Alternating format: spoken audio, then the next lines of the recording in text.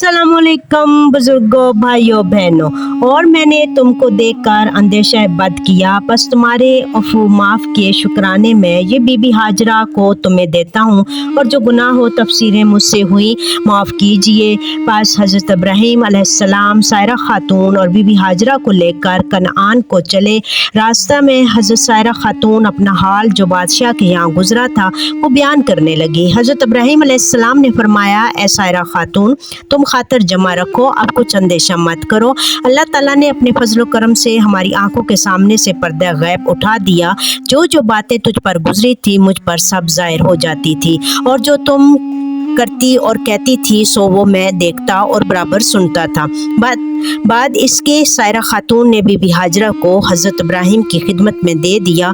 यहाँ एक सवाल है, यानी बावजूद इसके कि जनाब सरवर आलम मोहम्मद मुस्तफ़ा सल्लल्लाहु अलैहि वसल्लम के दर्जे और हज़रत इब्राहीम के दर्जे में ज़मीन आसमान का फ़र्क है, ये बस इसमें क्या राज है कि जब मुनाफिकों और काफरों ने हज़रत आयशा सिद्दीक़ा रज़ी अल्लाह अन्हा पर तोहमत लगाई थी, तो उस वक्त अल्लाह रब्बुल इज़्ज़त रसूल अल्लाह सल्लल्लाहु अलैहि वसल्लम और हज़रत आयशा रज़ी अल्लाह अन्हा के दरमियान से पर्दा ना उठाया, बल्कि हज़रत आयशा की तोहमत और पाक दामनी की खबर दी।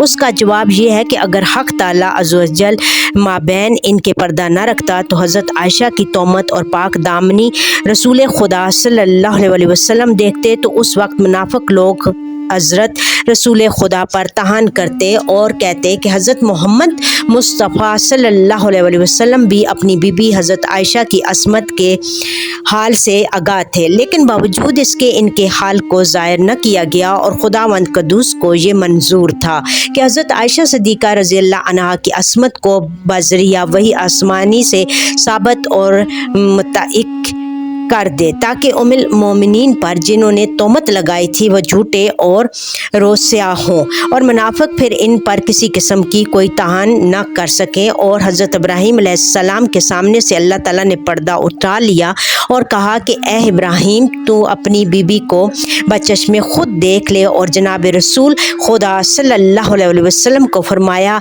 ए सैयद आलम सल्लल्लाहु अलैहि वसल्लम, गायब में खुद आयशा का निगहबान हूँ। बस इन दोनों के दरमियान अज़्ज़े मर्तबा इतना फ़र्क हुआ कि हज़रत सायरा खातून के निगहबान हज़रत इब्राहीम खलीलुल्लाह थे और उम्मुल मोमिनीन हज़रत आयशा सिद्दीक़ा के पासबान रब्बुल आलमीन था। तो ये वाक़या बयान हमने हज़रत इब्राहीम अलैहिस्सलाम का आतिशकदर से निकलने का पड़ा है, और अल्लाह ताला हम सब को नेकी की तरफ लेकर जाए, और अल्लाह ताला हमको सिरात मुस्तकीम पर चलाए, और अल्लाह ताला तमाम जो मोमिन मुसलमान इस दुनिया से वफ़ात पा चुके हैं अल्लाह पाक उन सब की मग़फ़िरत करे। अल्लाह ताला जो भी जहाँ भी बीमार है अल्लाह ताला उन सब को शफ़ा दे, और इंशाअल्लाह अल्लाह ताला हम सब को मुसलमानों को अल्लाह ताला खाना काबा और रोज़ा रसूल की ज़ियारत नसीब करवाए।